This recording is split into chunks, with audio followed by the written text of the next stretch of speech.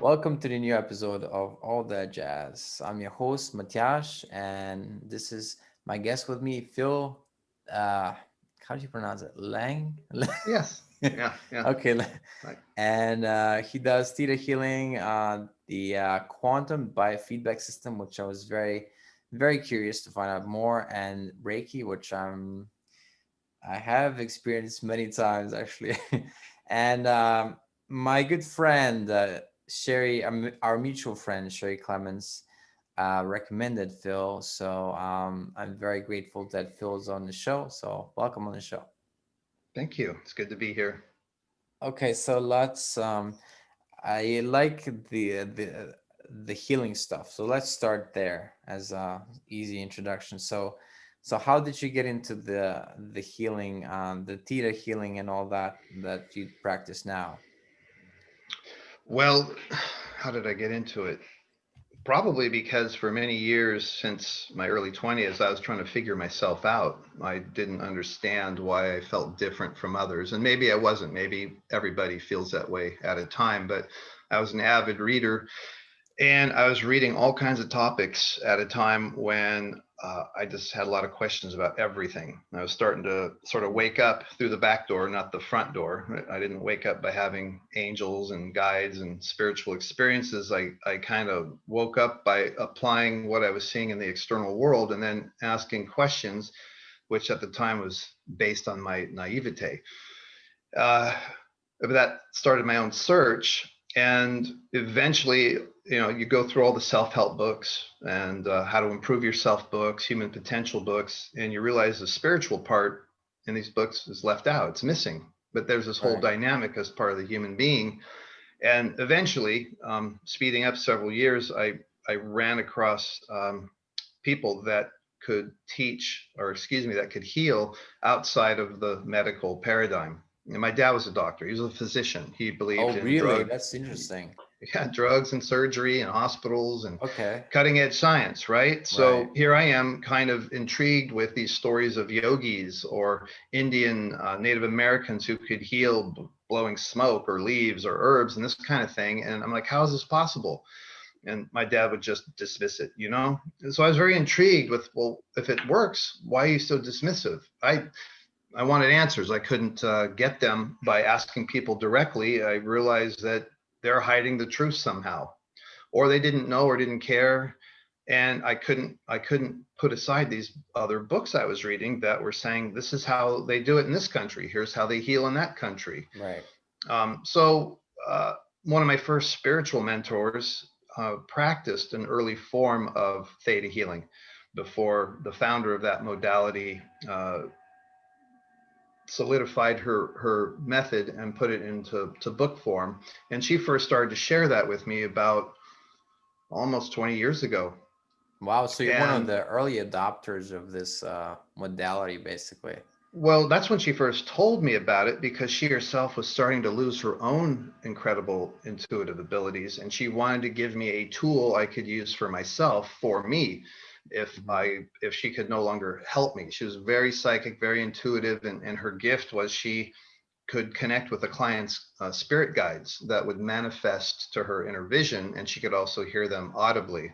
So while you're sitting there for a Reiki session, and she also taught something called the Bowen technique on her massage table, she's also hearing stuff from my spirit team, if you want to call it that, and she'd relay those messages to me.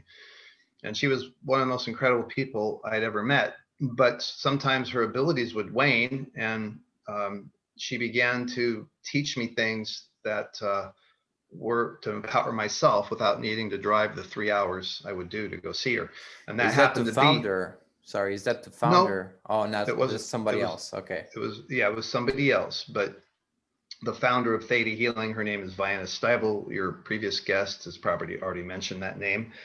And my mentor at the time was reading some pamphlets that called was just at the time they were starting to call it Theta Healing. Mm-hmm. So it was just because she turned me on to that, and I put it aside for several years because I'm a Gemini. My head's all over the place. I'm studying everything, Right. and so several years later, around maybe 2007, I looked into it again, because one of my colleagues that taught a workshop that we do was also a teacher of that in Australia. And I went back and visited that whole system, and I bought the new book that was out, and I eventually contacted their headquarters, and I went to learn it as how to apply it, practice it with Mm, Diana herself in 2008. Um, and so in 2011, I became a teacher of theta healing for the basic and advanced levels. There's other levels, but those right. first two levels, if you just wanted to get the basics and actually do some good for yourself and others on your miraculous levels, that would be enough. But it does go Right. deeper. Would you say that studying theta healing is in some way a lot that would be a lot quicker to help people than studying like a degree, 4 years psychology, and or counseling and going to that? Because I feel like counseling is a lot slower than some of the changes that you can get through theta healing. Well, they have two different approaches. Modern psychiatry and Yeah. psychology still sort of considers the mind to be the separate component of being human, and that you can address, human issues, complex human issues, just by the mind and logic and examining your feelings. And I think that's very valid. I've met psychologists that are very grounded. And when you're spun out and emotional because something's going on in your life, they're very good at getting you to look at what's real right now. Right. And that has value. On the other hand, it stops at a certain point, and it doesn't take into account that humans are literally multidimensional. I mean, yes, we're flesh and blood, but we're also, which is measurable and touchable, but we're also consciousness. Of And we have course. Of course. a mental body, we have a spiritual body, we have an emotional body, we have all these subtle, invisible forms of self that aren't really addressed or acknowledged in modern psychology. So if you're going to sit on the therapist chair for a long time, you might get some progress if you're really into it and your insurance covers it, and that's great. But a lot of people always felt that there's this other hidden dynamic in their being Mm. that's never tapped into in those kinds of Y- they go away feeling, I mean, maybe a little better, but not complete. Right. Me, I would love to if I had the money. Like, even though I believe in some, spiritual stuff, and I think I would quite enjoy psychoanalysis, either Freudian or Jungian. I think that'd be a blast. Like, I don't know why. Maybe I have a romanticized version of what it is Good being on the luck. couch. Enjoy. If Yeah. But I anybody would think, like to finance that project, sign me up. yeah, well, they were cutting edge at the time, but human beings were always standing on the shoulders of the pioneers who came Yeah. before them. And so even though people, something might be really in vogue for a while, like theta healing, it's very worldwide now. It's almost as common as a massage therapist. Yeah. And it's not better or worse than any other modality. I liked it for the fact that I was shown it through a series of synchronicities that I could not deny. I don't get synchronicities that often. So when they happen, they like show up in your life, very noticeable. So I took a look at it, and what I liked, and it's consistent with the other things that I do, is that it creates a direct connection between you and your maker, you and your source, regardless of what you think and call the higher power.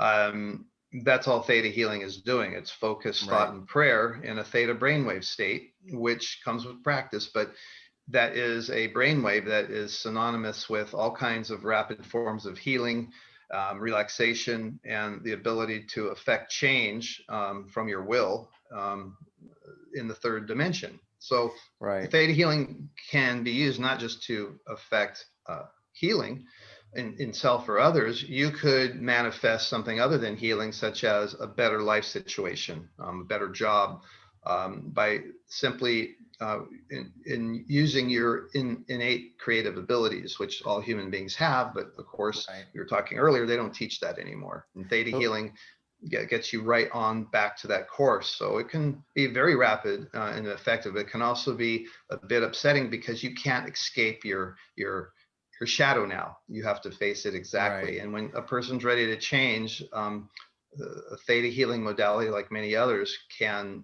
be transformative in a very quick amount of time. it's almost like hypnosis when it does subconscious, but it's no, you're not hypnotized. You're just like it's almost like with your permission, it taps into your unconscious belief system energetically, and kind of with your permission, and also God's, because that's another component we haven't touched upon, is that you need to have some kind of belief in God, right?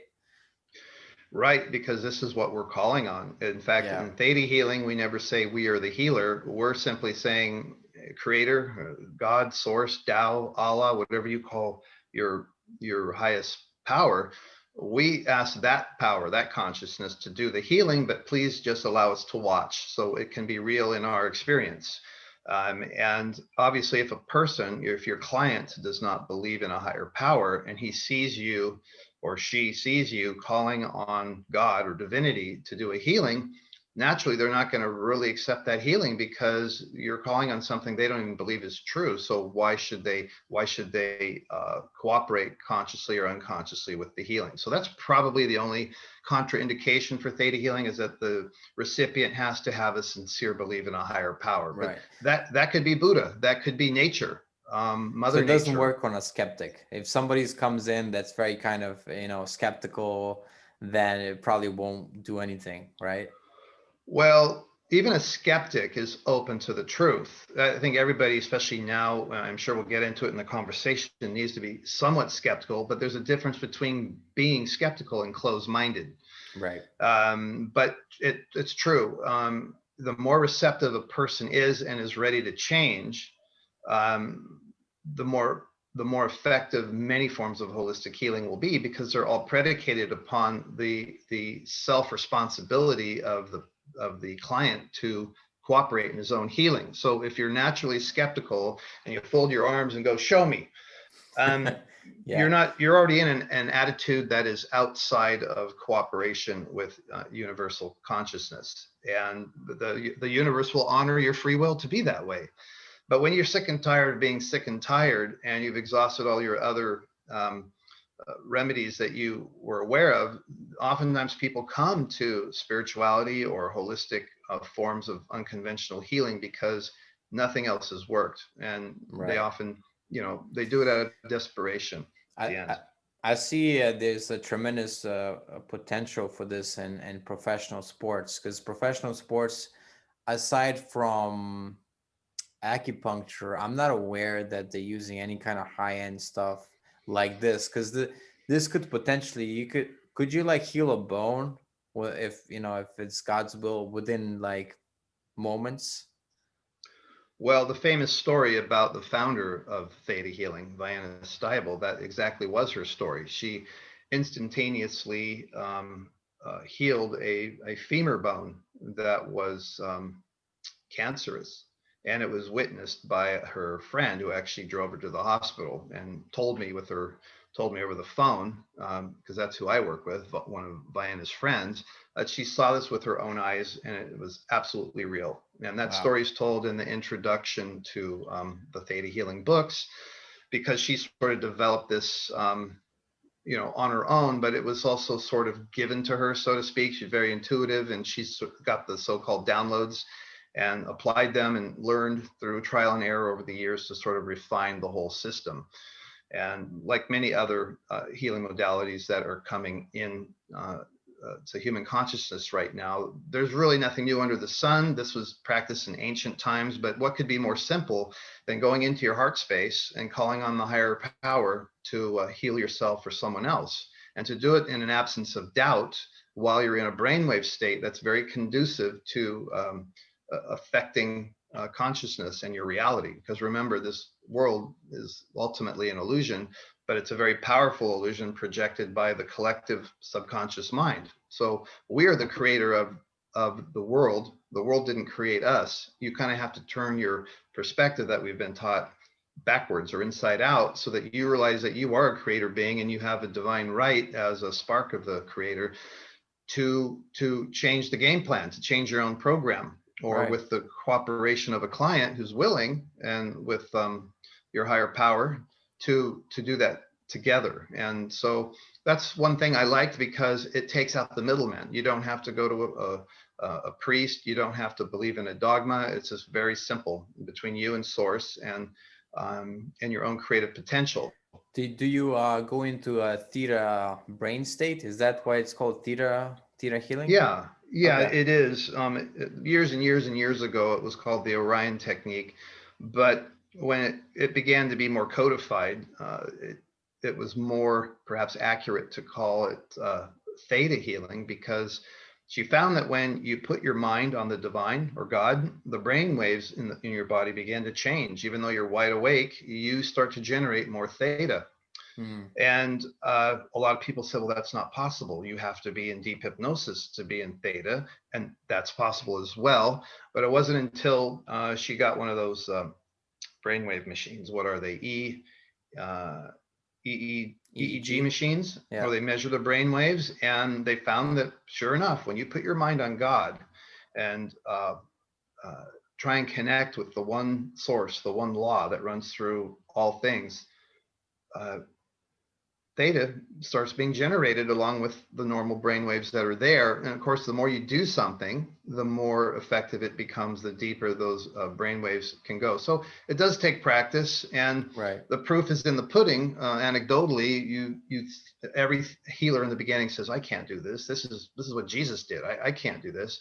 So a lot of theta healing classes are to sort of um, calibrate yourself so that you realize that yes, you can do it, and it's perfectly okay. It Yeah. just takes practice and willingness, and to the extent you can remove doubt from the equation, your healings and your clients, you'll see them will get better.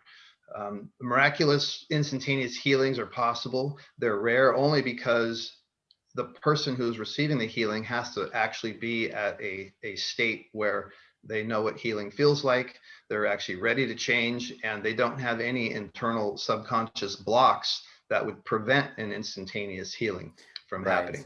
And that you work on that to get through that, because I've had some experience with theta healing, and I know personally that I've had some. One time I had a pain because I was I did something, and something that's, to most people would be innocent, but I was beating myself up, and for some reason I developed pain in my I think it was my right knee, and I thought maybe it's too much dancing, but then I talked to my theta healer because it was really bothering me. It was like a week and it wouldn't go away, and so I was like, oh, did I injure myself or what is it? And so then I had a session, and she was like, oh yeah, it's a guilt of something that something that happened. So and then she worked on it, and then I was fine. And this is not the only time. Like there was another time when there was I think my stomach, left part of the stomach hurt when I touched it in my abdomen. And then she worked on it, and it was the same kind of thing. It was like some kind of guilt or something. And Mm-hmm. then after she was done, it was like normal. And this is not something that's kind of would be logical in the Western medicine mind. You would want to be like, oh, where's the, let's find some like something to put on it, or to take care of the skin or something. But it's not Yeah, that. It wasn't that. it's very Eastern. A lot of Mm. the Eastern cultures, they view everything in terms of energy and consciousness. And only recently have they been looking at modern hospitals and medicine and surgery. But to many of the people of the world, that's normal healing. Indigenous societies, same thing. They've survived for thousands of years without hospitals and doctors. Right. They had to use consciousness and locally crafted herbs and plants for medicine. So um, it really highlights the difference between certain parts of the world's populations. But I think theta healing is scientific. And as we start to get more and more sensitive instrumentation and stop suppressing uh, hidden research on human potential, we'll start to see that there is a very scientifically explainable aspect to cause to theta healing, or any other form of consciousness and energy healing as well, for that matter. And once it becomes normally accepted, 100 years from now, everybody will be their own healer, and will actually become obsolete, because people will fully embrace their birthright to affect change on a personal level because they realize that they're deserving to do so. And that's part of, human evolution. I think we're starting to see that happen right now. So I'm not just a theta healer. That's just something I was trained to do. Right, right, And from right. time to You also time, do a quantum biofeedback system. That's yeah, that's still on my website, and that's in reference to, and there's many types of these units out there by other manufacturers now, but that was a reference to the old QX machine, the QXCI, the SKIO that was developed by Dr. Bill Nelson. It was a bio quantum feedback system that was in a laptop, but it used the field, the ether, the subspace around you, either to work remotely on somebody with some programs that were embedded into the software, or you hook them up to cables through a converter box that connected to your laptop. I don't use that so much anymore because uh, the apparatus itself is no longer supported. It's a very old. right. These things are very expensive, but they're not supported for updates and that kind of thing any longer. And we each of us are our own quantum biofeedback machine. Anyway, this is what you begin to realize when you start to practice whatever your chosen spiritual path is, or meditate, or practice theta healing. You realize you have it all within you, but it's a very effective bridge because quantum is where it's at, and that's where all the change happens. It shows up in the physical lastly, but it shows up in consciousness first, and that was a genius of the SKIO or the QXCI machine. There's other forms of biofeedback, So of course. what does it do basically? What does the machine do? Well, the history is very controversial, but it the inventor and other people that were associated with its assembly, so to speak, were pulled from a lot of the most cutting edge medical and consciousness sciences, from Rife machines to some German doctors to acupuncture, homeopathy, this sort of thing. And the original creator of the technology told me, and it was not Dr. Bill Nelson. He got that from someone that I spoke to. I mean, he's now passed away, but he wanted to digitalize certain forms of healing before certain aspects in the world political or hidden government system weaponized it. He wanted to give something back to humanity, and so he found a way to digitalize homeopathy and even acupuncture, and he was able to get it into a digital format that actually worked. And its original intention was to allow the practitioner operating this biofeedback quantum interface was to become their own healer, so in time, so that they develop the inner skills to not even need his method in the first place. It was meant to train a practitioner to actually realize you have it all within you. Unfortunately, his designs and his schematics, or whatever you want to call it, were altered, and some of the most effective parts of that technology never made it into the units that hit the public. And he gave it away free to 17 different corporations, he told me, for humanity's birthright, for their gift. But the history behind a lot of these quantum healing methods, you're starting to see more and more of them on the market now that are much more upgraded with technology. And for a lot of people, they're going to trust technology more than they're going to trust spirit or energy healing. I offer both simply because, what do you want? I'll help you. Just what do you trust? Right.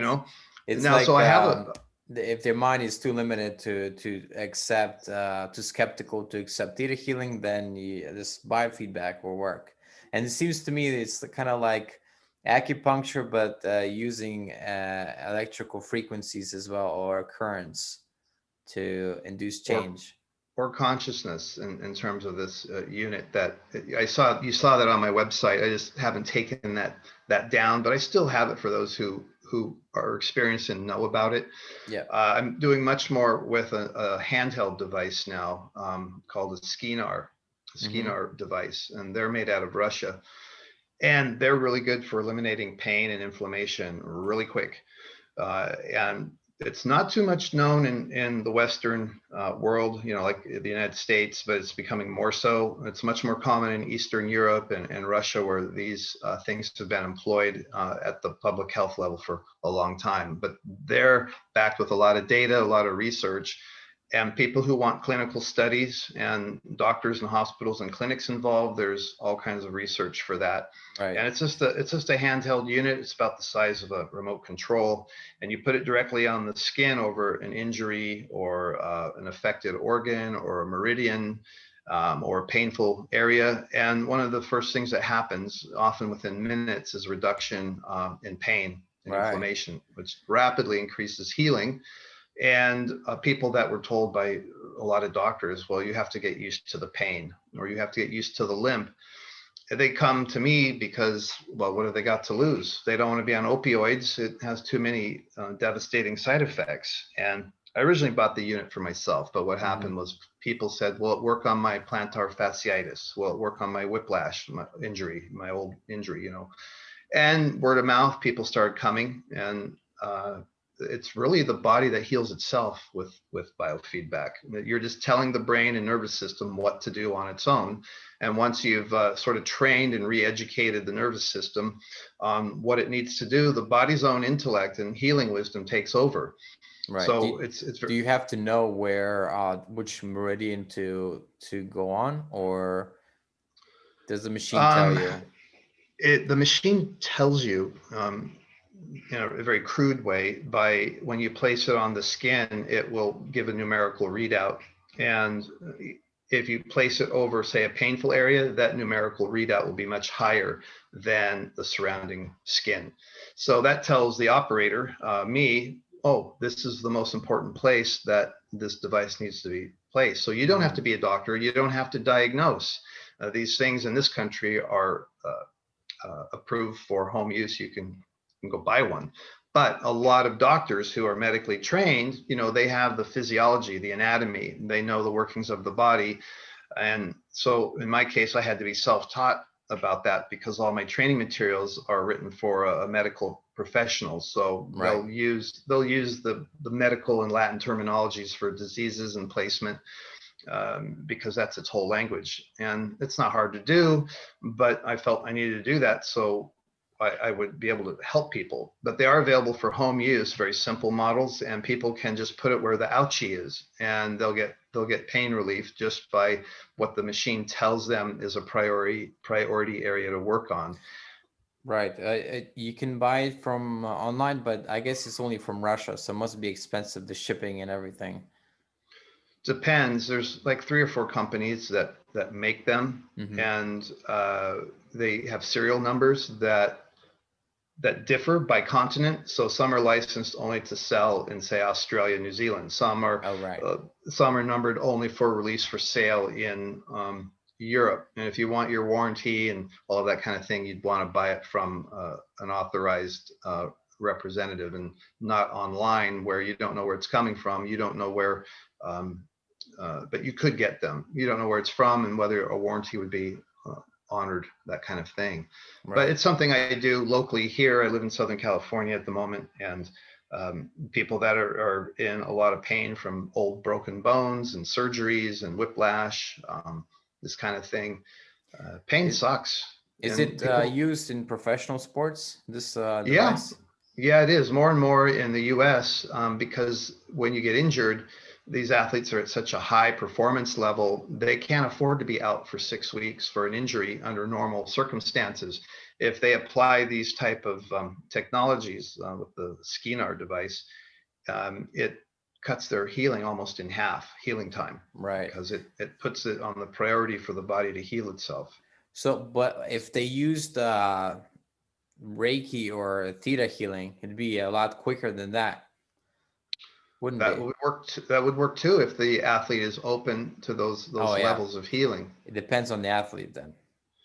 I think so, but remember, your body already knows how to heal itself, and all the Skinar device is doing is sort of steering the neural impulses of the body to release Right. its own internal chemistry to affect healing on a more rapid level. And once the brain knows what to do, it's home free. You can even stop the skinar therapy, and the body is going to rapidly heal itself.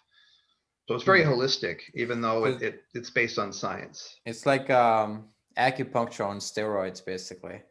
Very, very sped up. You can actually put the device over the known acupuncture meridians, Hmm. and it will tell you when the amount of time over that particular meridian is complete, because it's reading Wow. it through galvanic skin response. And they've done this.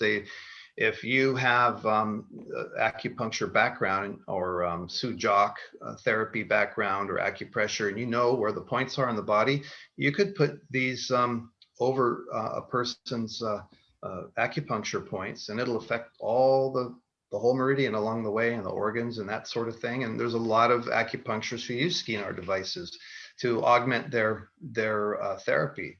Right. Dentists Compare use it, and lots of people. it's crazy. Compare the education of acupuncturists that takes probably years to educate, and then you have this device, the scanner like device, and you just kind of familiarize yourself with it, and you don't even need to know how to where to put it. The device tells you, like, it's amazing. And then you have theta healing, where you just learn to connect with God, and you can heal Yeah. yourself within 5 minutes.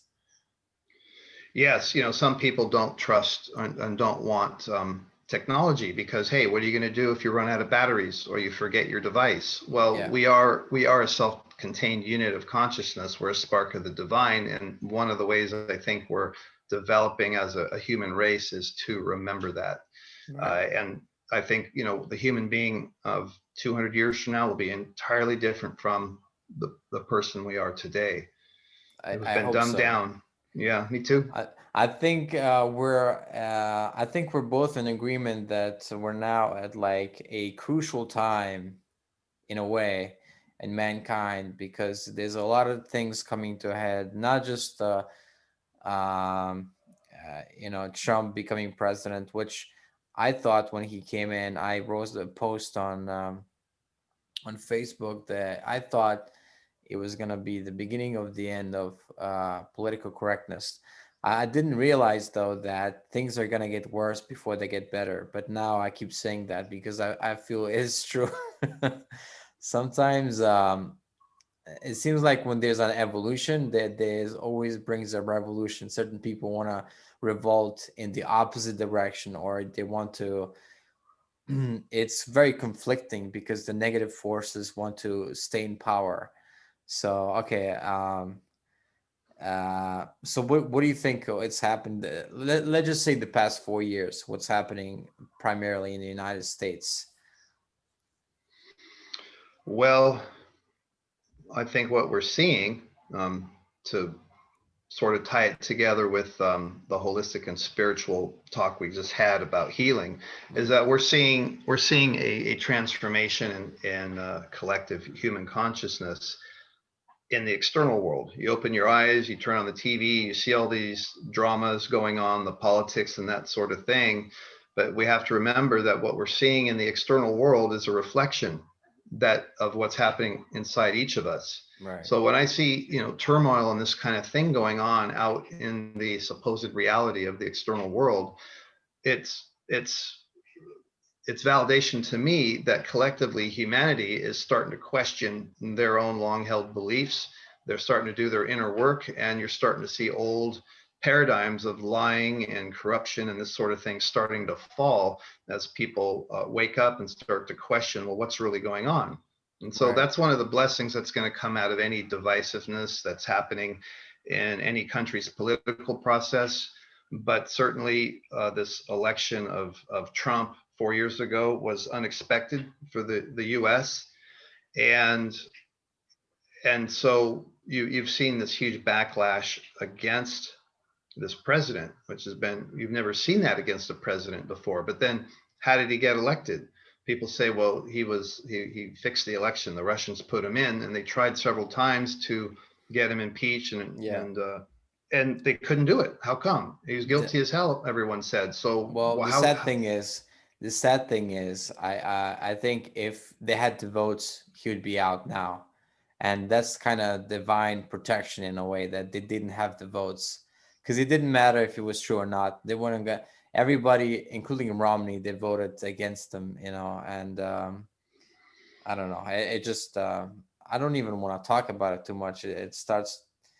It is just so sad, and Yeah, but this yeah, is something that humanity has to get through. Is at the end of the yeah, day, we all want the same things in life. The people, any country in the world that has a divisive election, the people on both sides want the same things. They want to grow up in peace. They want affordable food and healthcare and shelter. They want to have their and see their kids grow up safely. right. And the irony is that everyone wants the same things, but they're trying to go about it through two opposing viewpoints that are so dogmatic, you're not allowed to even question outside of it.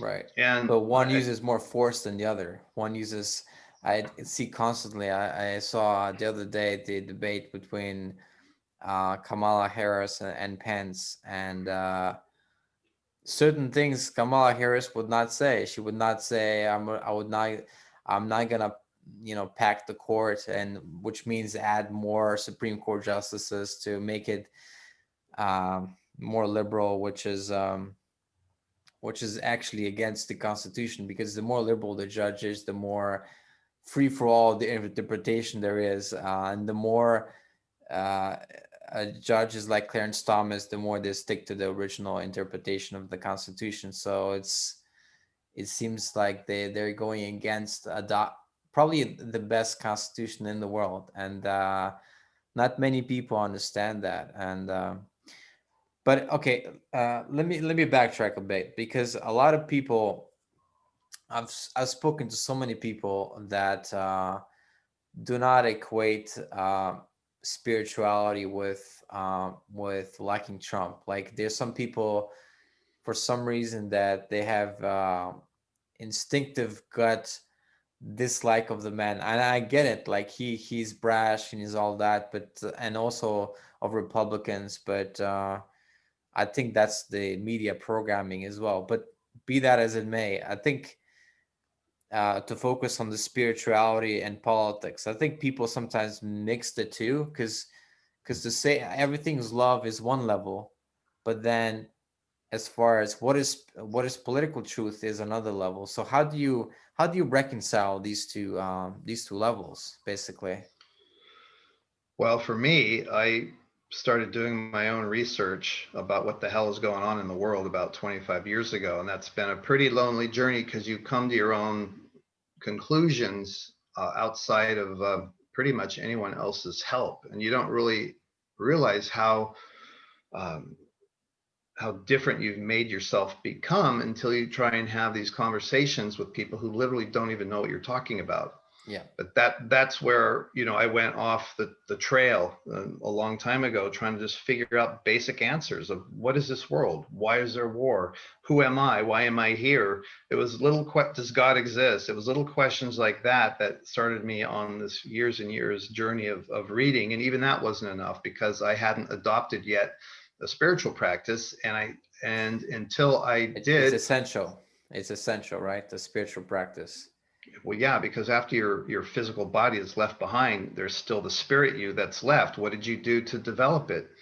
And so being stuck in this right versus wrong, Republican versus Democrat, conservative versus liberal, different philosophies, keeps you in this polarized state of being, in internal conflict. And yet we have the ability to rise above it and rectify that in balance by simply staying sacredly neutral, so that you can observe this show, this world that you're in, without getting so caught up in the drama that you pump hormones into your system, making you extremely angry or extremely sad or extremely positive, because you've taken this viewpoint that this is right and that is wrong. And depending on what's happening in each moment, your belief systems are going to give you the state of mind that your hormones say is based on your beliefs. And it becomes a very up and down, topsy-turvy world. And that's polarity. Right. And that's why politics is very polarizing, and we're Yes. evolving as a species, whether we like it or not, to actually rise above that. And we can't do it until we stop judging. And there's a lot of opportunity in this so-called division, which no politician can divide.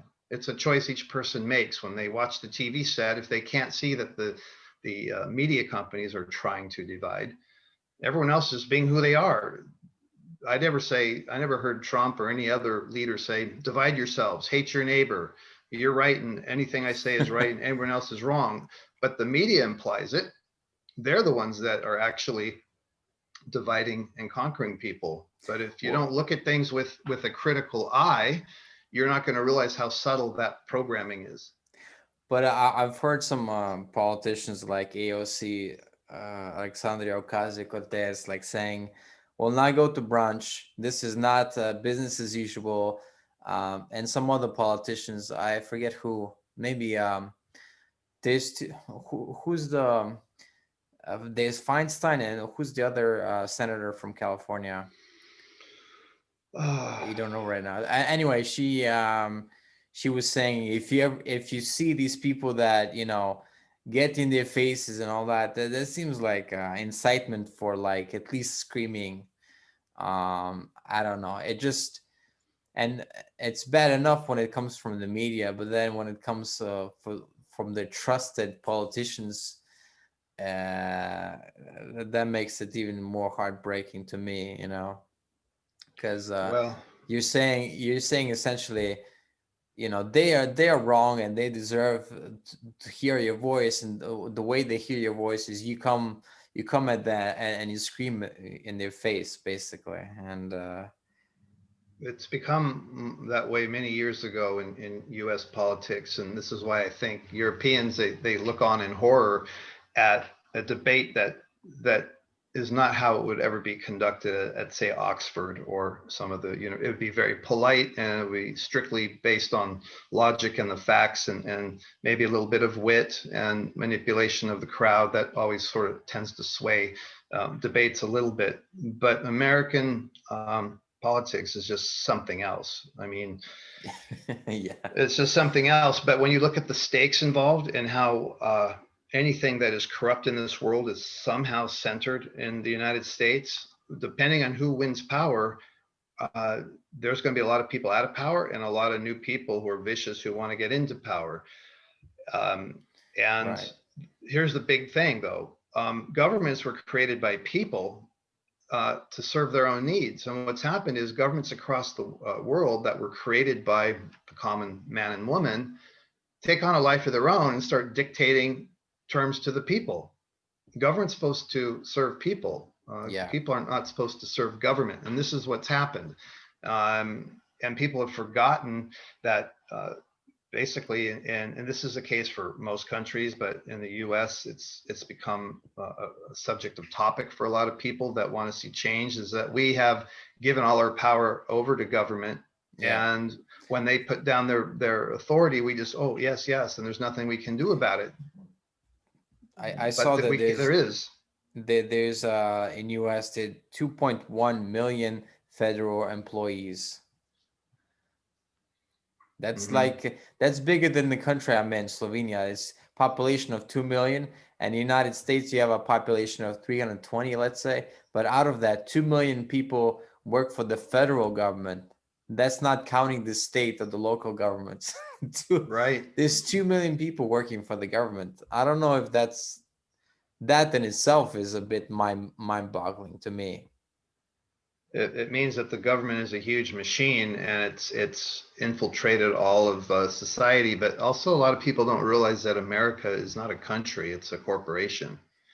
Most countries in the world are corporations now, Mm, and the original so-called America, that was the Declaration of Independence and the war with England for independence, that sort of thing, that was a country.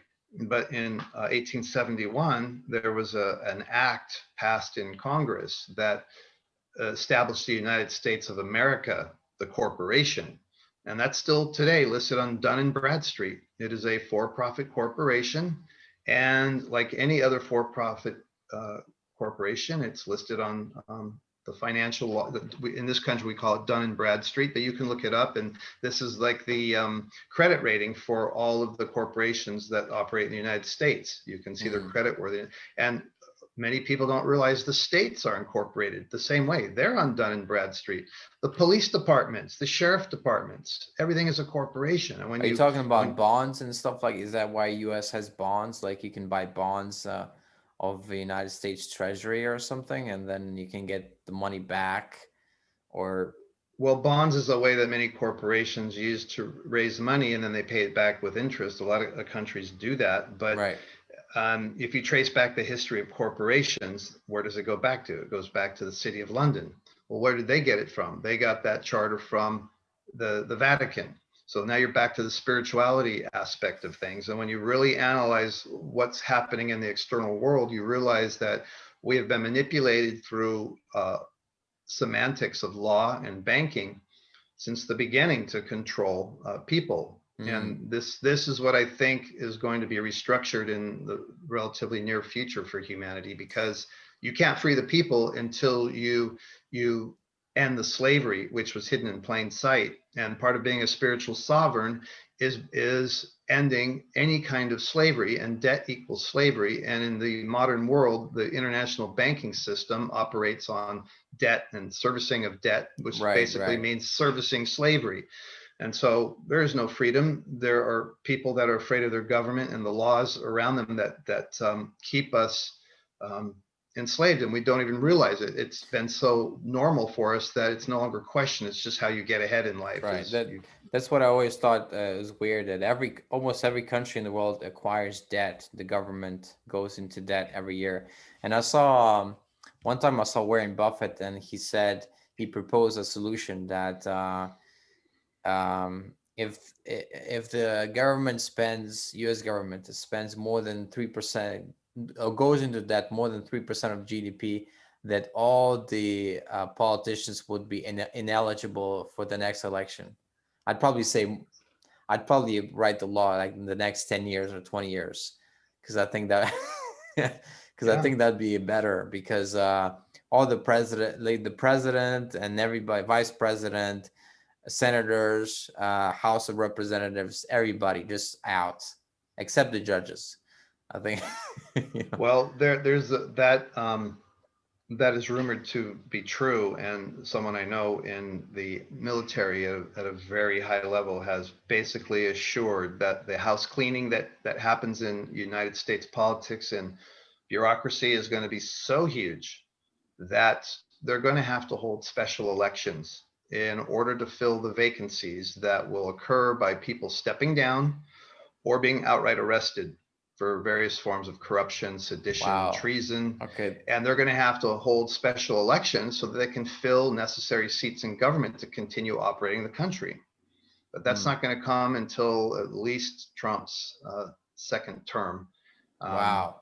So this is a major prediction here. I I know it sounds like a prediction, but there's this plan in effect that is 70 years in the making.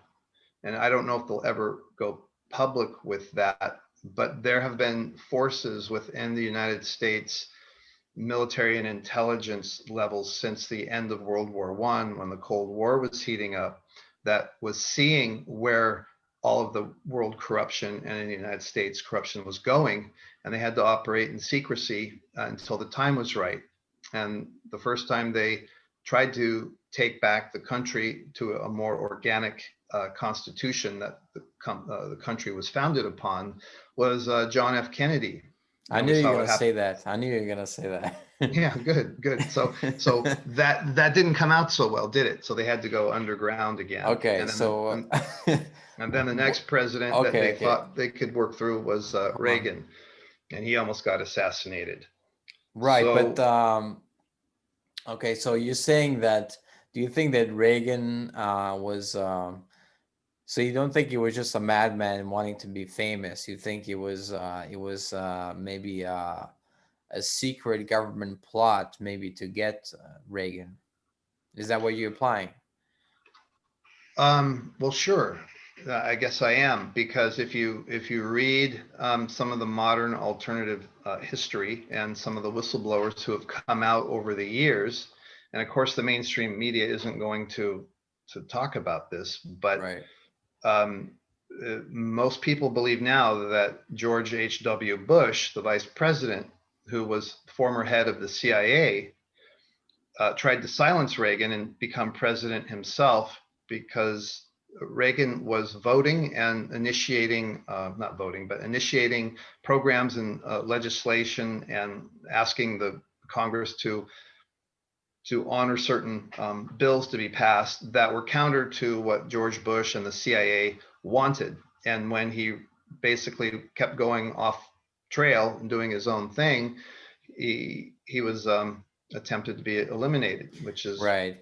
I think Reagan was one of the few politicians in the last 100 years that scaled back the bureaucracy of the government, and I don't know if spending, because I think spending still went up, but I think that's because of the Cold War. But he did certainly make U.S. freer, um, less government, which obviously the deep state. I think we've been talking about the deep state, the people that are unelected, that work for the government, work for the CIA or the State Department or whatever, and I think they feel a sense of entitlement, like they feel like maybe the president is only here for 8 years, he's just a temporary employee, and but mhm. we are the real, we run the country.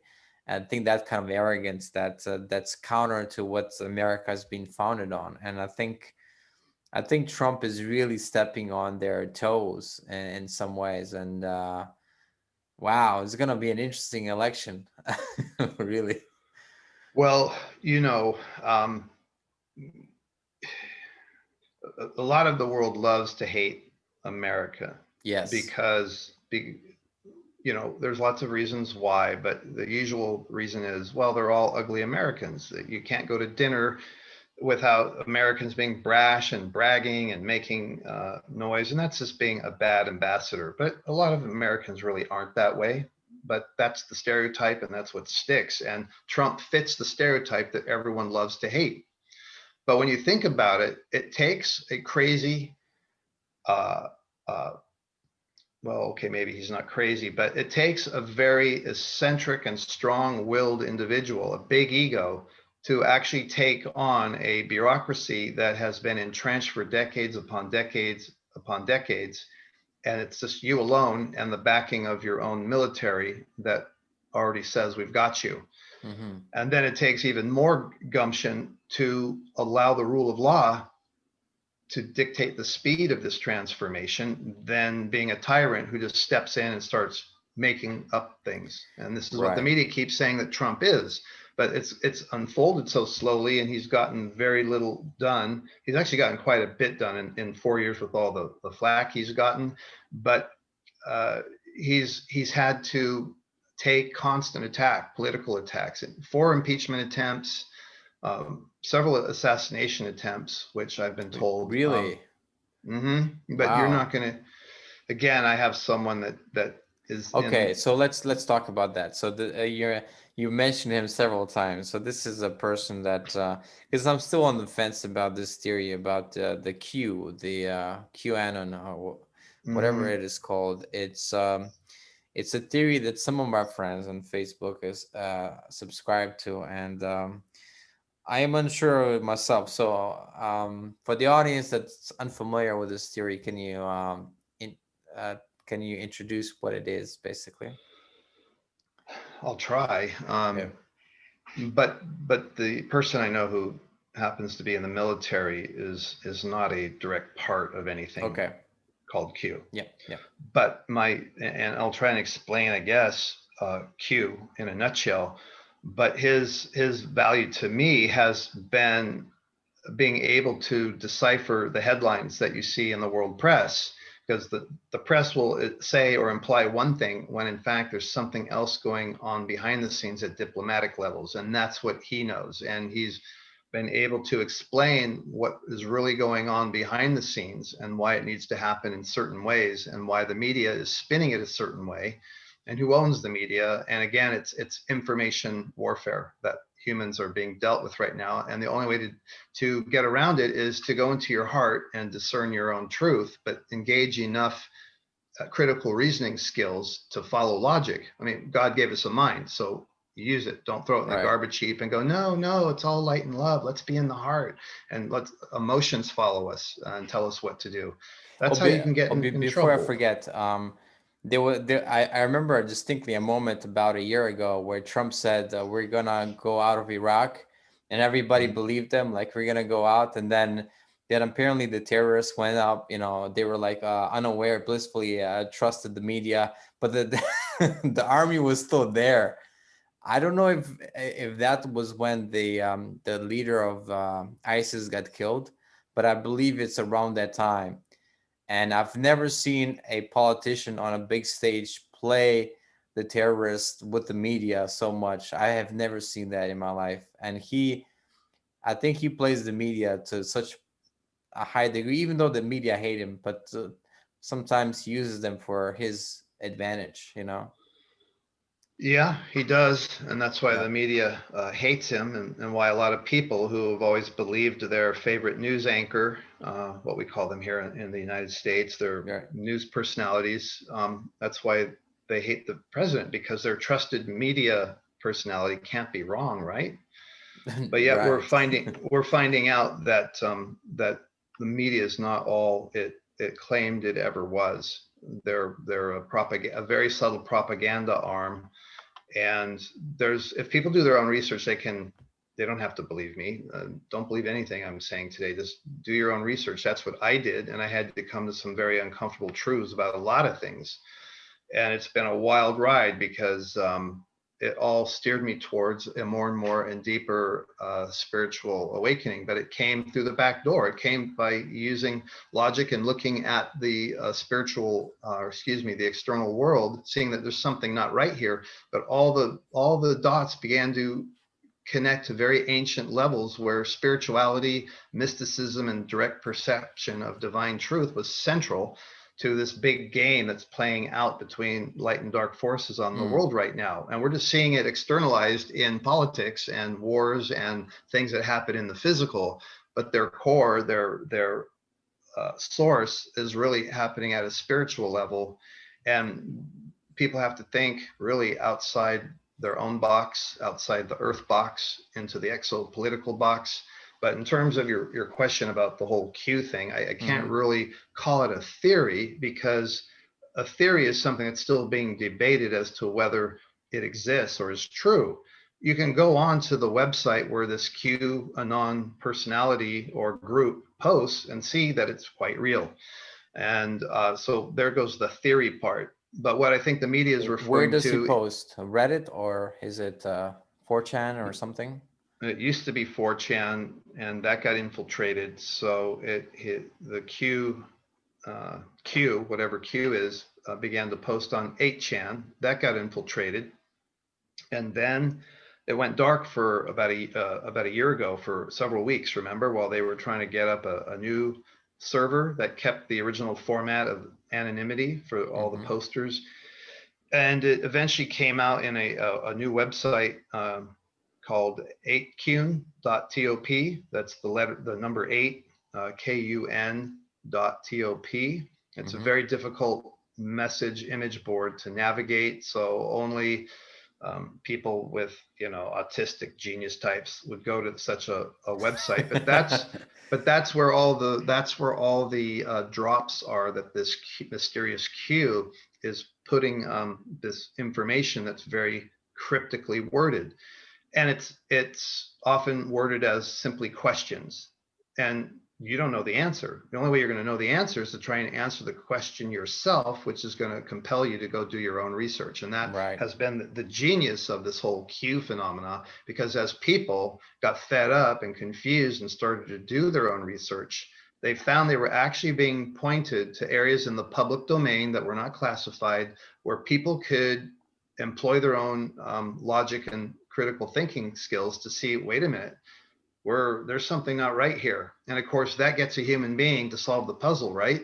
And right now, you've got this whole Q, these postings made by Q, and they're being translated to over like 35 languages now. So the entire world that Wow. doesn't speak English is following this, and they have their own forums that are discussing what is being dropped in Q, not only as it applies to America, but in their own governments, their own countries.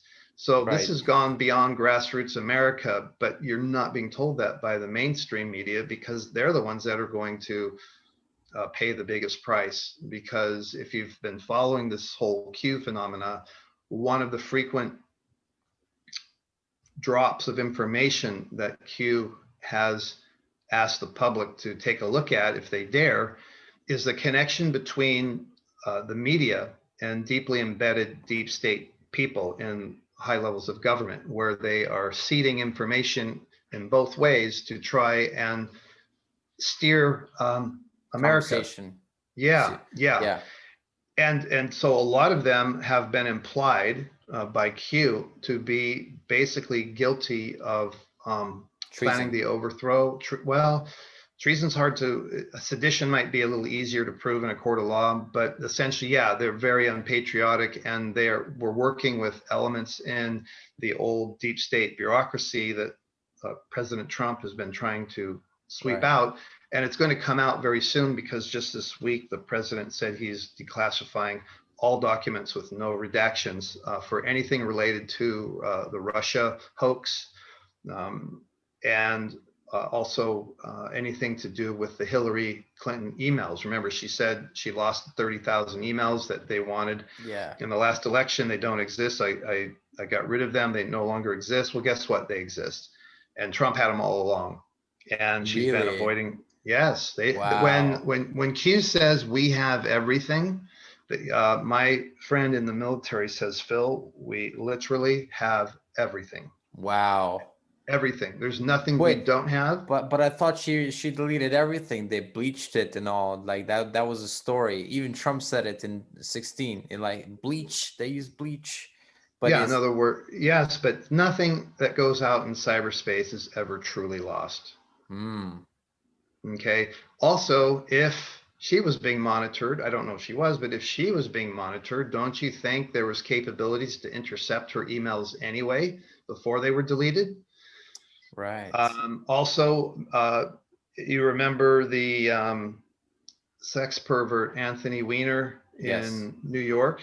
His Yep. wife is Huma Abedin, who was Hillary Clinton's right hand woman.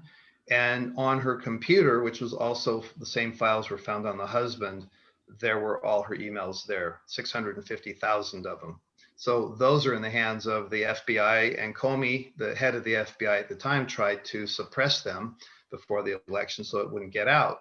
But And how I wonder how come Comey seems so confident that he's not guilty and he just I remember just a year or two ago he was selling his books and he was telling his truth about the government and all that. How did these people even though they seem to try to overthrow the president illegally, how do they still how, how come they still feel so good about themselves? Like I just don't get it. because they sincerely believe they are going to win. They Mm, sincerely believe there's enough allies within bureaucracy that will save them, especially judges.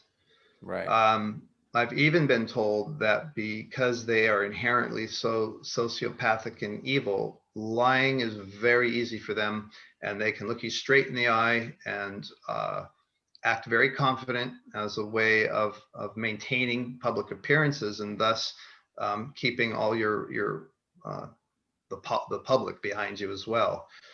One of the things that these memos and other things that are being declassified is going to have the effect on is it's going to immediately prove that all their testimony, all these high level, FBI, CIA people, is going to be proven false just like that. Because if he releases it without redactions, the actual words they said, the transcripts that were recorded, all that kind of thing now is no longer going to be just for people with high clearance. It's going to be Right. released for the public to make their own mind. And then instantly, this narrative of Trump stole the election is going to go poof. And you're going to see Julian Assange come back into the picture.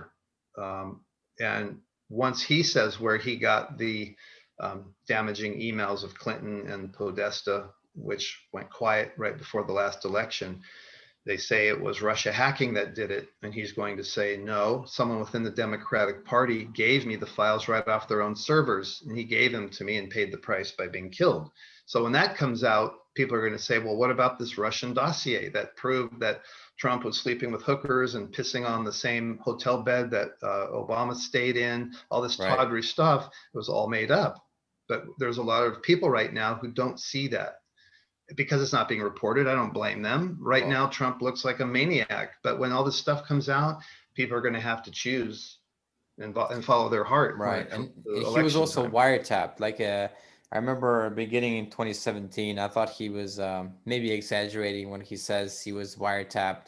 But then it came out recently that I think 6 months ago or something that indeed he was wiretapped, and his in Trump Tower nonetheless.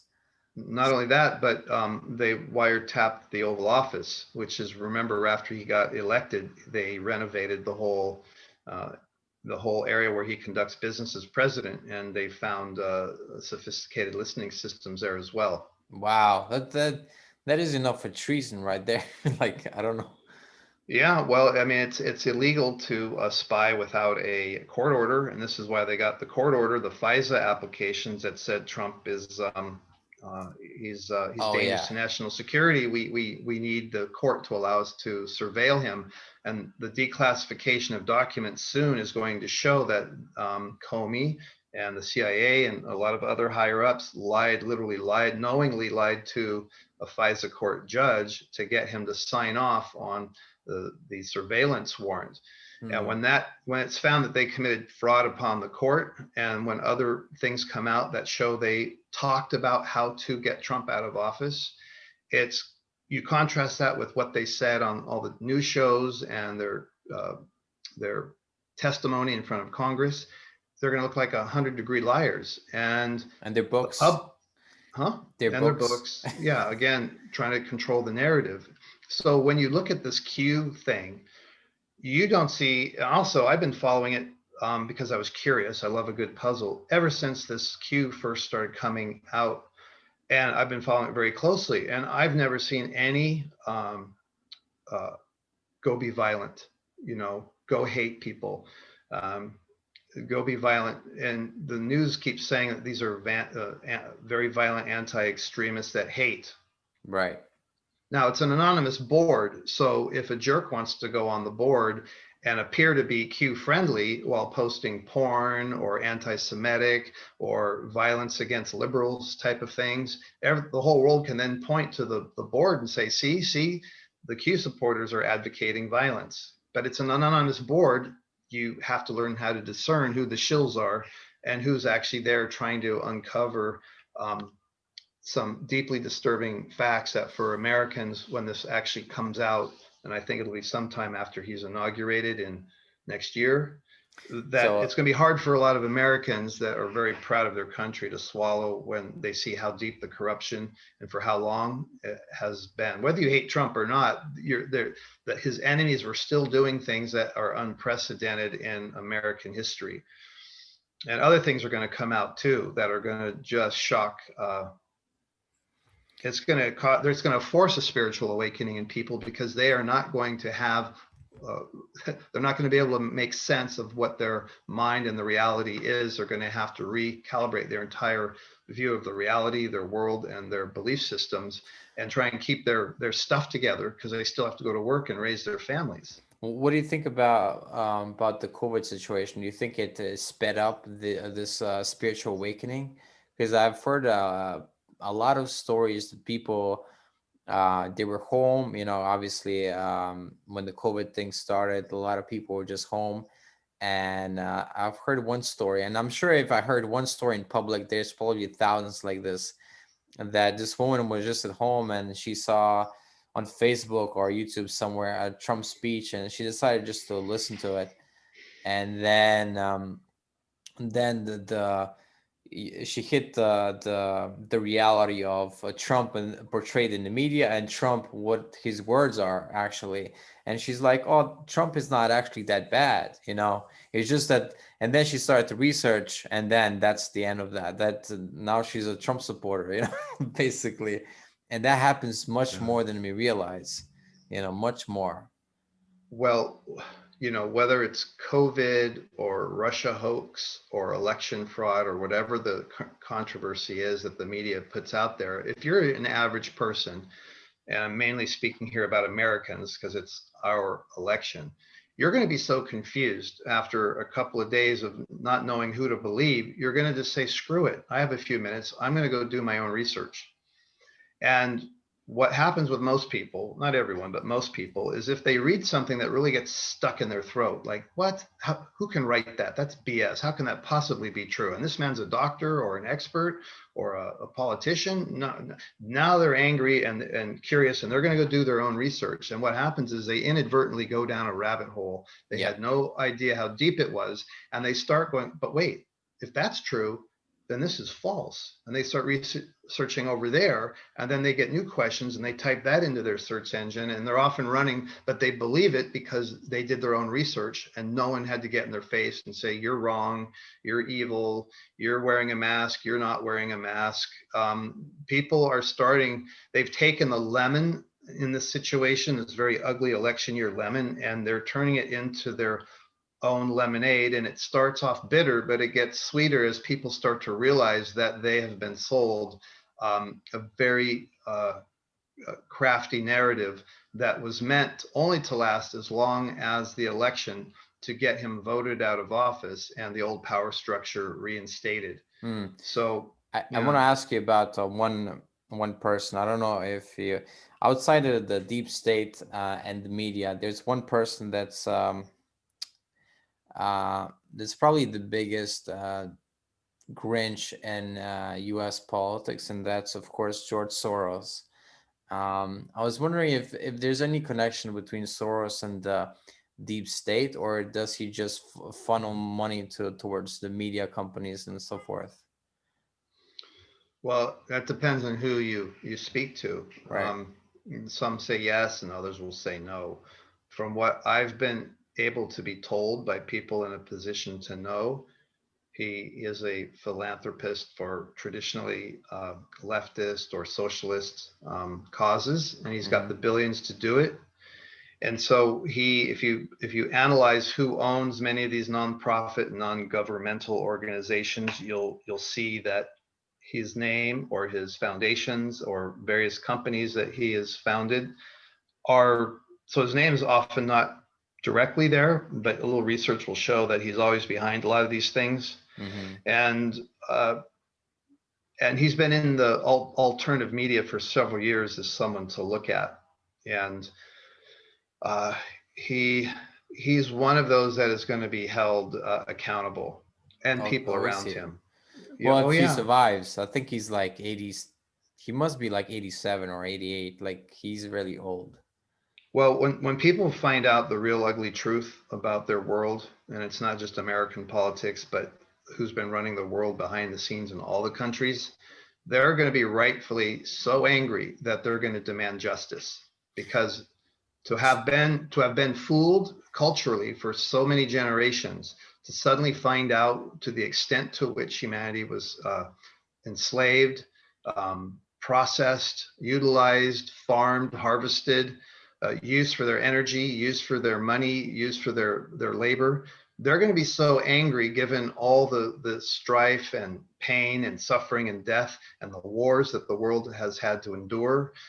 They're going to want justice just so they can sleep at night. They'll need to know psychologically that as a result of all this, if there is a God, there has to be justice.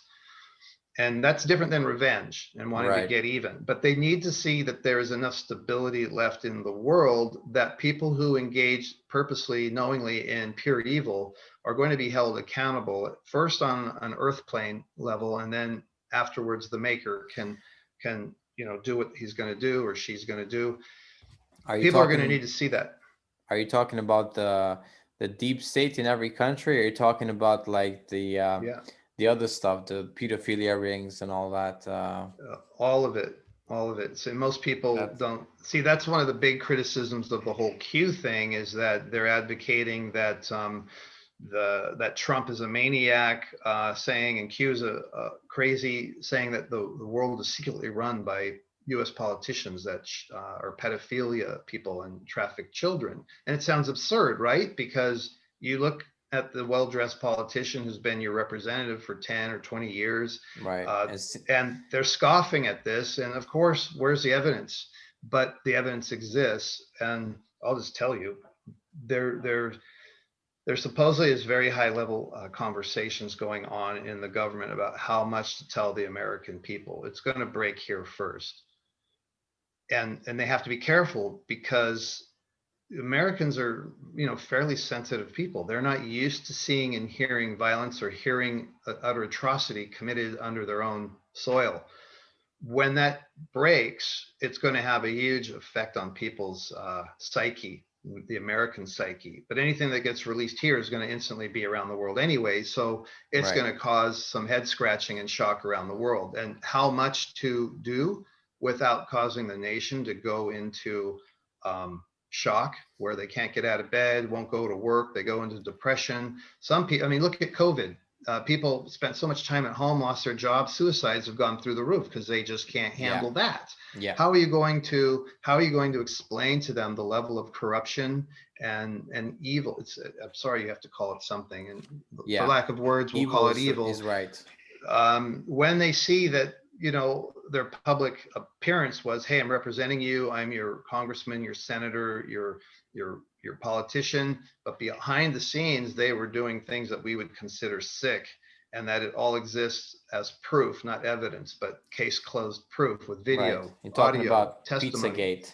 You think that pizza? that that and organized satanic rituals. Mm, There's a lot of practicing Satanists in very high levels of world power, not just in the US, but everywhere. Most people who have a hard time believing God exists, I mean, how do you think they're going to handle that? People were in very high levels of power, were incantating, or what's the word, invoking demonic forces and entities as a means to um, stay in control, stay in power, and vivify wow. themselves. Okay, That so I don't know how much they're going to go. I'm going to sound like a crazy man for most of your viewers. I hate to say this, but the only reason I'm mentioning it is because in the next few years, you're going to start seeing it dripping out. First, an article on political corruption, then a child trafficking ring hitting the news. And then they'll follow the court cases, and they'll give up somebody in testimony, and they'll arrest that person who'll give up mm, testimony and someone above them. And it's going to go higher and higher and higher. But by then, the public will have been somewhat prepared, because it wasn't shocking because it's been in the news for so long. They mm, have to tell the public. It's necessary for our own upliftment. Call it ascension, call it our evolution. But if we're going to get out of the old and into the new, there has to be enough transparency. But if you give someone too much at once of anything, they get overwhelmed and shut down, right, and right, then right. it's counterproductive. So there are high level talks about how that's going to be the case. It'll only happen if Trump gets reelected. So are you predicting that he is gonna get reelected? Oh, I'm not a predictor, but from what I've been told, there are polls, and then there are actual polls that don't see the light of day. Right. And those hidden actual polls show strongly that Biden is not anywhere close to the lead. Yeah. Right. If you go to the news polls, the ones that are official and that's what get reported in the news, Trump is like 10, 20 points behind, and more each day. The more he tweets, the more he gets sick with COVID, this sort of thing. He's losing it. He's going to die. There's no confidence in him.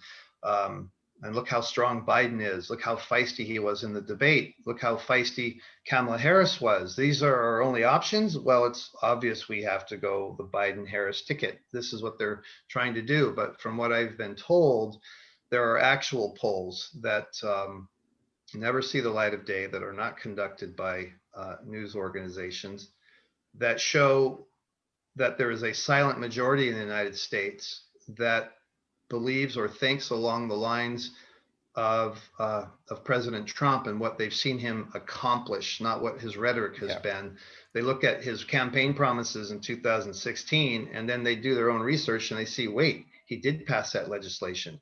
Wait, he did arrest over 1,600 or 2,000 pedophiles and child enclosed trafficking networks and other things. If you look into the real fringe alt media, that Right. stuff I've been told is true as well. But that's why I'm saying it's looking like Trump is going to win, but the election will be contested automatically. It doesn't Oh matter my if he God. wins. It doesn't matter if he wins 99.9% to one.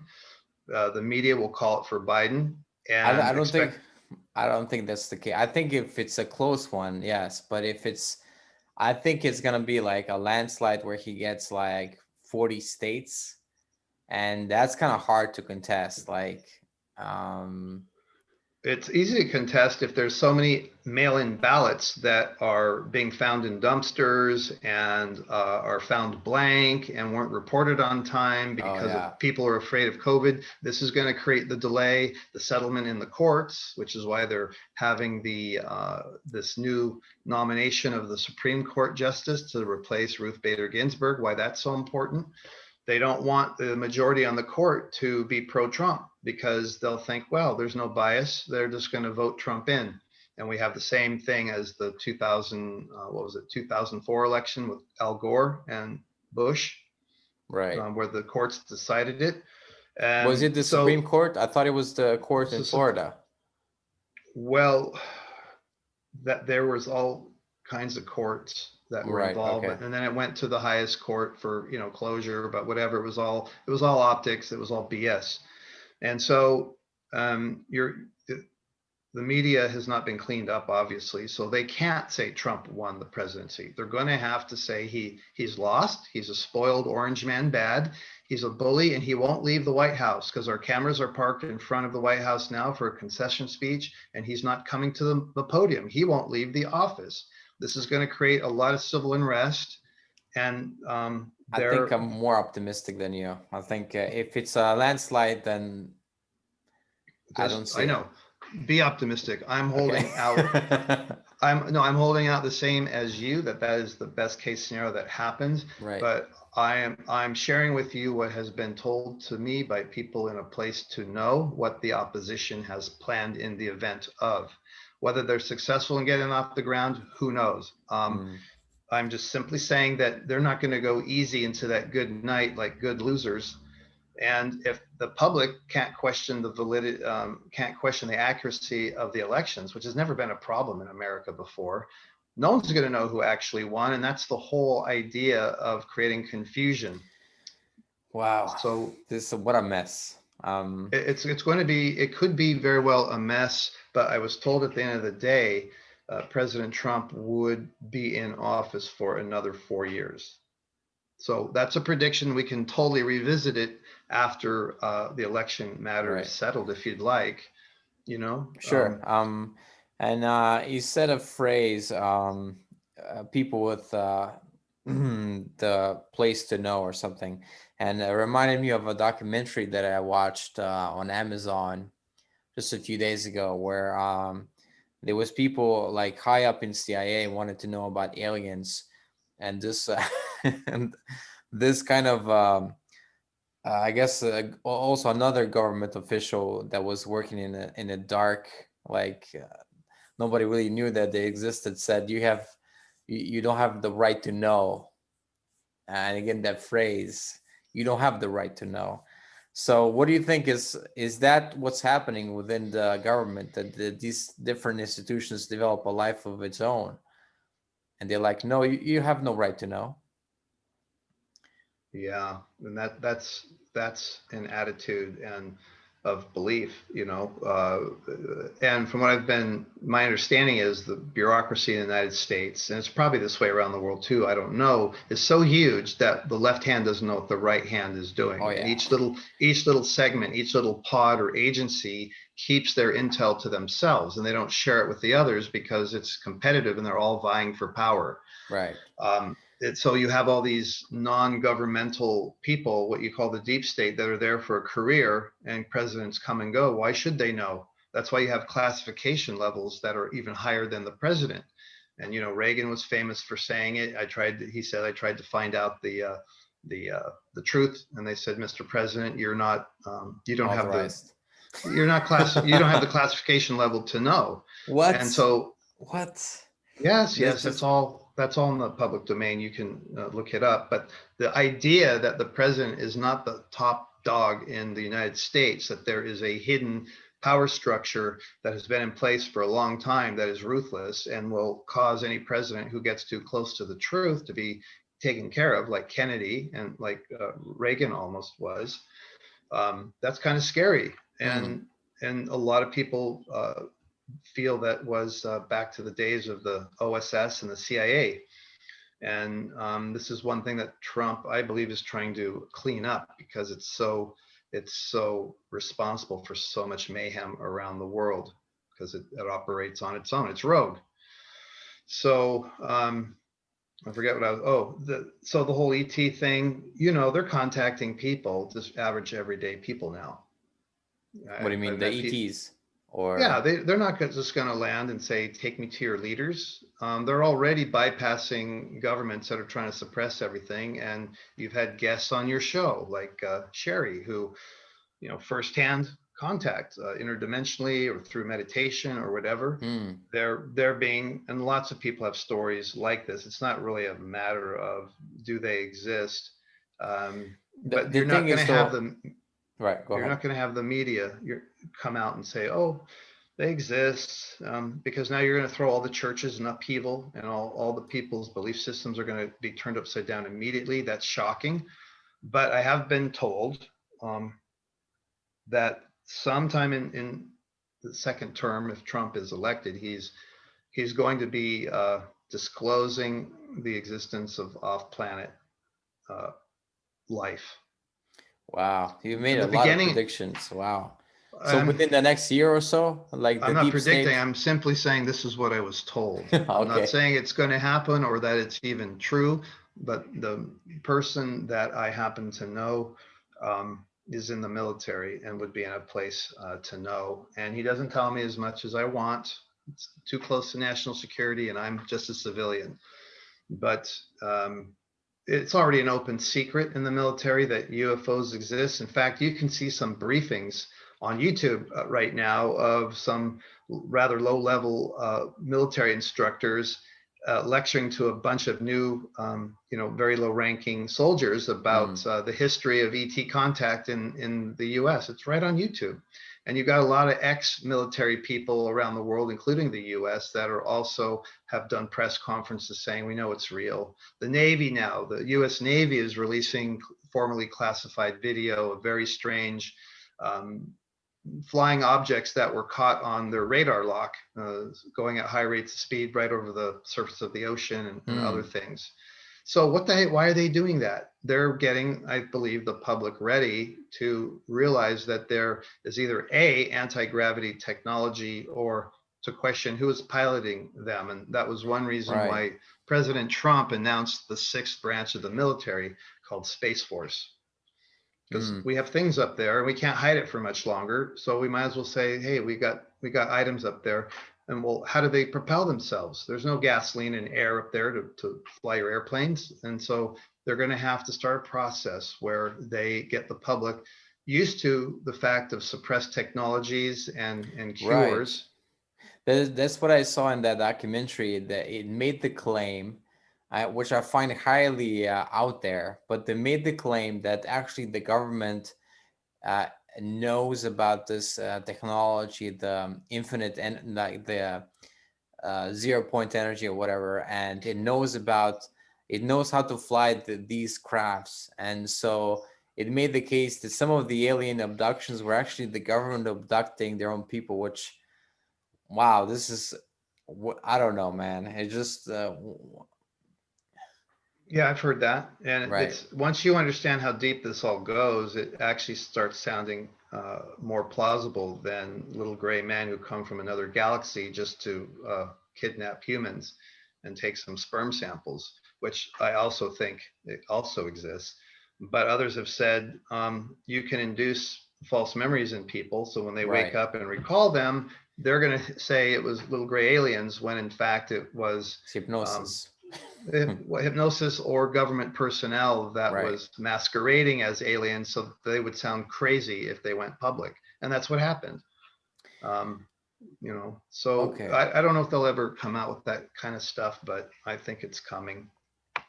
So Like you all that. think a lot is coming in the next 4 years, basically. A lot of Well, the beginnings stuff of being, it, some things are so heavy that you're going to have to unroll it even after the next president comes and goes from office. Again, this this is just what I've been told is the intention of, let's say, the part of the world power structure that knows humanity needs to be freed from its slavery and its control mechanisms and its bonds, and they has to be told the truth about their true nature, about suppressed cures, which you've started to see done by Trump. He goes in with COVID, he comes back dancing a jig 3 days later, no 14-day quarantine. He goes, well, they right. gave me, what's this stuff? Regeneron. I think he might still be positive for Corona though, but he's doing a lot better. Well, I don't know. I It don't know. depends. Comes down to who you say, but I know that they're going to be releasing um, medical cures for a lot of things that have been suppressed on purpose over the next.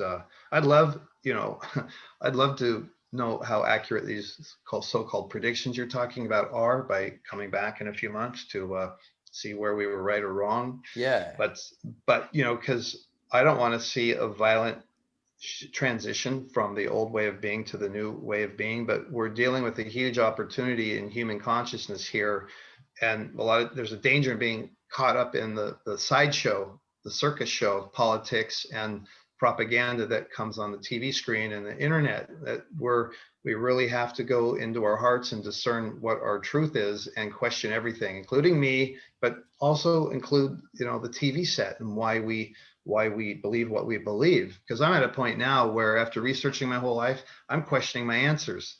Right. I'm not asking questions, I'm questioning my answers to see how true is it and how accurate were my teachers. How can I refine that?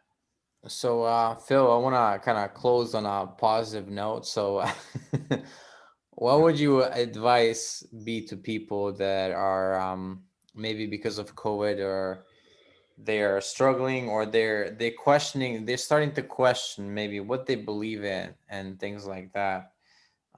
Obviously, I think you mentioned before spiritual practice. That's a big one. I think a must. I believe that as well. Like any kind of meditation or prayer, that's huge. So, what would you Yeah. recommend to people that are just kind of waking up as the process unfolds, and a lot more people are starting to wake Mm. up now, Yeah, well, I guess it depends on what and how you define waking up, like because spiritually, and also from the media programming, or they just came out of college and they indoctrinated with cultural Marxism, hating America. mm, That's common. Universities are full of people that hate America. well, I would just probably remind people that there's one force, one consciousness that runs through in and around all things that exist. Most people call that love, the power of love, unconditional love, the fabric that holds everything, manifest and unmanifest together, the totality of existence. And we're a part of that, inseparable from that. And there are means to begin to experience that in your direct perception, many different traditions, many different methods centered around breathing and meditation that can help keep you grounded and feeling sane through this tumultuous time. So if a person weren't doing that right now and they were only getting their information from other scared people and television sets Mm-hmm. and who they go to as a habit to get information, it could be a pretty scary thing. The other thing is some people aren't going to wake up through means like meditation and breath work and spiritual awakening. They're going to feel awakened because they realize that their information sources in their mundane world were invalid, incorrect, or maybe even purposely misleading. And that's a kind of uncomfortable awakening itself. But there's also the fact that all around the world right now, there are people with no specific background in spirituality or meditation or any knowledge about anything other than the physical world who are having intense spiritual experiences, visions and dreams and this sort of thing that are outside anything they've ever experienced and they weren't told and taught about. And they're looking for answers. Right. The energies that are hitting the planet are changing. And I think what we ultimately have to do is just remember that we, as one of the 9 billion people on the planet, can dream a new dream from our heart space, where they can stay neutral and not get caught up in the drama, but can also smile, know that they're a divine being, and begin the mental and spiritual discipline of beginning to ask themselves, what kind of world do we want to create going forward? Because one day this is going to be behind us, but it'll be us that is now totally responsible. And we can no longer blame a lying government, but we ourselves will be totally responsible for where we go from here. And collectively, we'll write our own ticket, which means the sky's the limit. But we kind Right. of have to forgive our neighbor, those who voted against us, and those who were richer or poorer than us, or those who were misguided and didn't know. Forgiveness of self and others is going to be really key. And that sounds easy to do.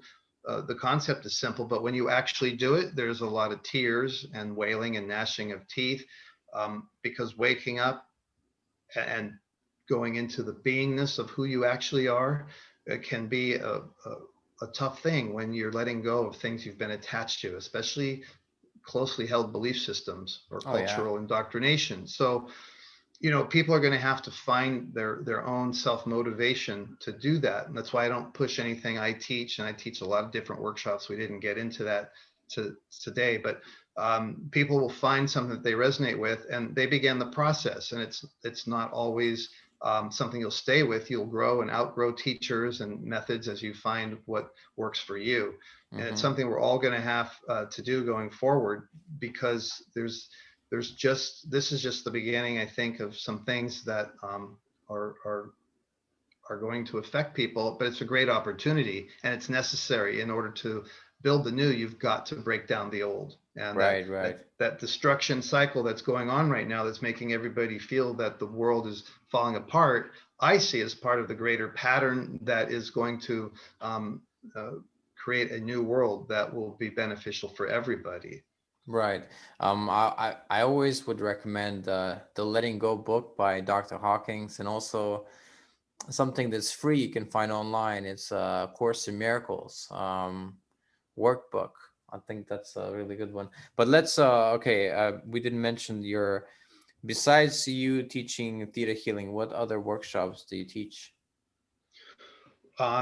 Most of my workshops in the past were based on activating a certain part of the spiritual anatomy that different cultures have called by different names, but most of us now call it the light body.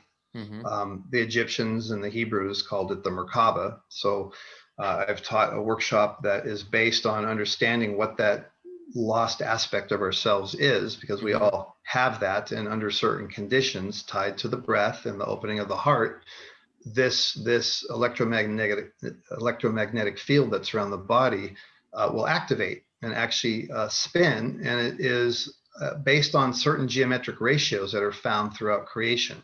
And you can see it in nature, from the microcosm out to the macrocosm. So it's just following nature's way of life.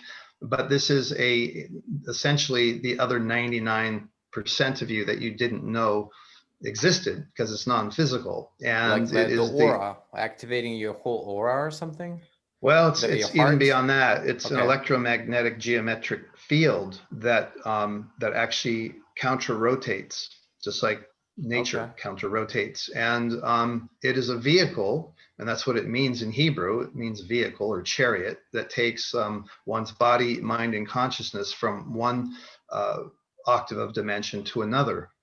And it's much easier to utilize that for your own spiritual awareness and well-being if you're aware of it and have remembered it, as opposed to accessing it in default mode after you've passed over and made a physical death, because this is Right. how we actually get from the physical world to the spirit world, but any world. So that's a whole workshop that's based on a series of books by my teacher, Drunvalo Melchizedek, who wrote The Ancient Secret of the Flower of Life, volumes 1 and Okay. 2. And that became a workshop that got retrofitted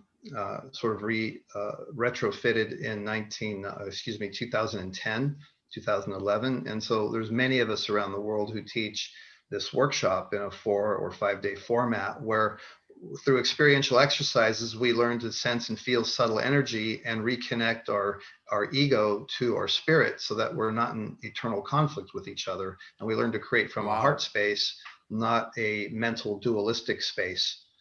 It's a That's whole amazing. thing. Yeah, they can get more information on my website, formlessandtrue.com, but there are teachers who offer that all over Europe, all over the world, really, and the US as well. But that's been the main thing I've done. The Reiki was how I got involved with energy work, even before. Well, it was about the same time as the Drunvalo Melchizedek teachings that I became exposed to. I I think also Reiki is teach. quite well known now. Reiki is quite a. Yeah, but you know what? It works. It works. Mhm. I was Asui trained in the tradition of the original, in the lineage of Dr. Asui from Japan. But, you know, uh, it works. You can do incredible things with Reiki. That's But it. there's many other modalities as well that tap into that universal force that's all around us. And really, you can't heal anybody, including yourself, unless you have a high degree of love for yourself and your fellow man. It can't be a mere technique. It won't work. You've got to tap into a level of consciousness that is unified, Right. unity consciousness.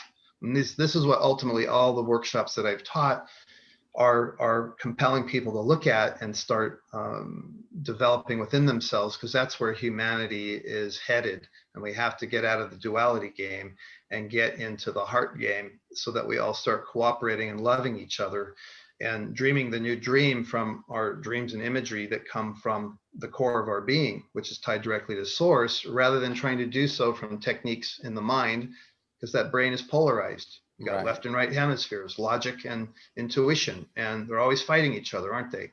So we're evolving into a new kind of human, and we just have to remember who we really are. And these workshops began the process for the average person to see with their firsthand experience that they don't have to believe mere books and scriptures, and they can see the truth for themselves if they just practice.